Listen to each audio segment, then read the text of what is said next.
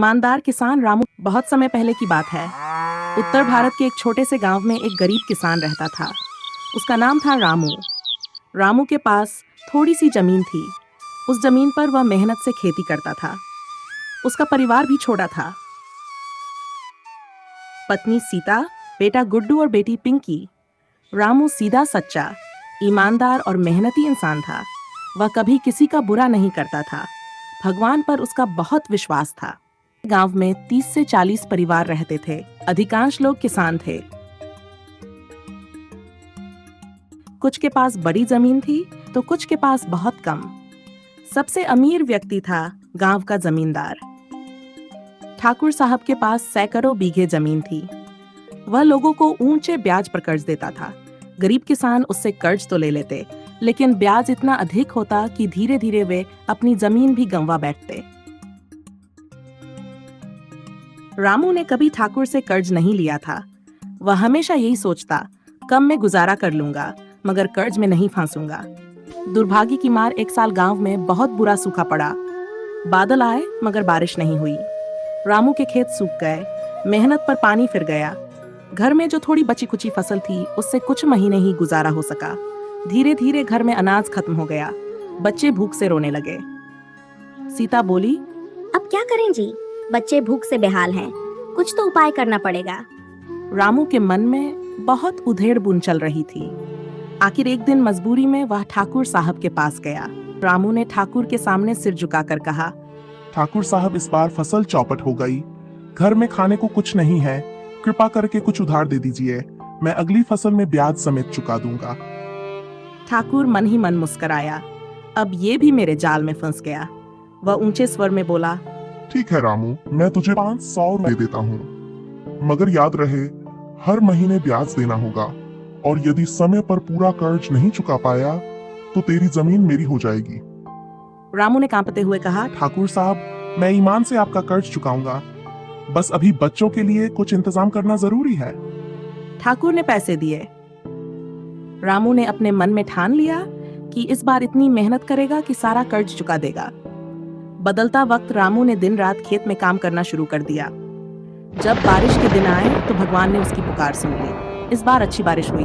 रामू ने खेत में अच्छी फसल उगाई, धान, गेहूं और सरसों।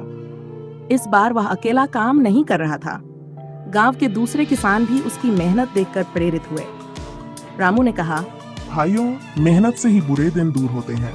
अगर हम सब मिलकर मेहनत करें तो ठाकुर जैसे लोग हमें नहीं दबा पाएंगे। सभी ने उसकी बात मानी। रामू के 2 अच्छे दोस्त थे, गणेश और भोला। दोनों गरीब किसान थे। रामू ने उन्हें भी साथ मिलाकर खेती सिखाई।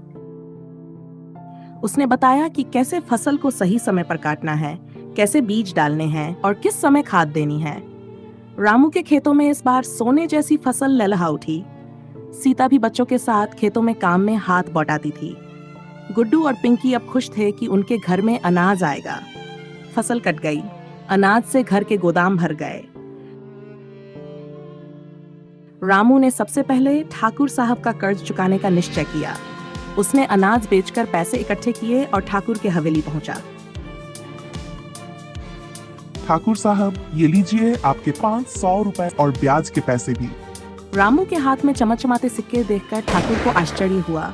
उसे लगा था कि रामू कभी कर्ज चुका नहीं पाएगा। ठाकुर ने कहा, रामू, तू तो बड़ा ईमानदार निकला। किसी और की जगह होता तो भाग जाता। रामू ने सिर झुकाकर उत्तर दिया, ठाकुर साहब, मेरे पिता ने सिखाया है कि कर्ज चुकाना सबसे बड़ा धर्म है। मैंने वचन दिया था, उसे निभाया।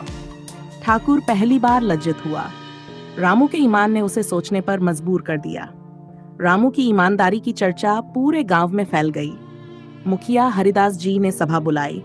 सभा में कहा गया, रामू भाई ने हमें सिखाया है कि मेहनत और सच्चाई से कोई भी मुश्किल हल हो सकती है।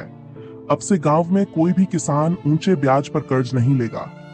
हम सब मिलकर एक आपसी सहायता समूह बनाएंगे। अगर किसी को जरूरत होगी तो हम सब मिलकर मदद करेंगे। इस निर्णय से गांव में बहुत बदलाव आया। अब लोग मिलजुल कर काम करने लगे। किसान ज्यादा समझदार हो गए। धीरे धीरे ठाकुर साहब ने भी ऊंचे ब्याज का धंधा छोड़ दिया। रामू के घर में अब खुशहाली थी। गुड्डू को गांव के स्कूल में पढ़ाई के लिए भेजा गया। पिंकी भी पढ़ने लगी। सीता ने कहा, देखो रामू, अब हमारे बच्चे पढ़ लिख कर अच्छे इंसान बनेंगे। तुम्हारी ईमानदारी का फल मिल रहा है। रामू ने मुस्कुराकर उत्तर दिया। सच्चाई की राह भले कठिन हो, मगर उसका अंत हमेशा अच्छा होता है।